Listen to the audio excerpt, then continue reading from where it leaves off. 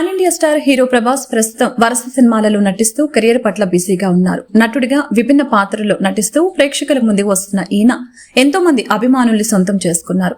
ఇక ప్రభాస్ గురించి ఎవరు మాట్లాడినా మొదట ఆయన ఇచ్చే ఆతిథ్యం గురించి మాట్లాడుతూ ఉంటారు. ప్రభాస్ సినిమా షూటింగ్ లొకేషన్ లోకి ఎన్నో రకాల ఆహార పదార్థాలను తెప్పించి అక్కడ ఉన్న వారందరికీ కడుపు నిండా భోజనం పెడతారు. ఇలా ఆతిథ్యం ఇవ్వటంలో ప్రభాస్ తర్వాతే ఎవరైనా అని చెప్పాలి.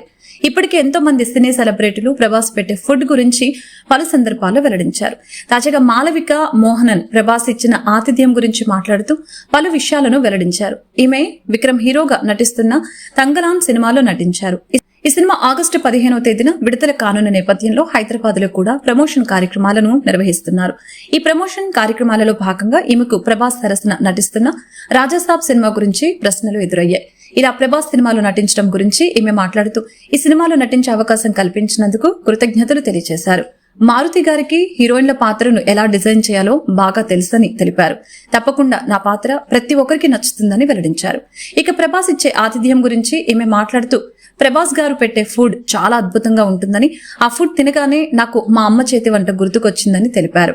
అమ్మ ఫుడ్ తర్వాత అదే అనుభూతి కలిగించే ఫుడ్ ప్రభాస్ గారు తెప్పించారంటూ ఈ సందర్భంగా ప్రభాస్ ఇచ్చే ఆతిథ్యం గురించి మాలవిక మోహనం చేసిన ఈ కామెంట్స్ వైరల్ అవుతున్నాయి.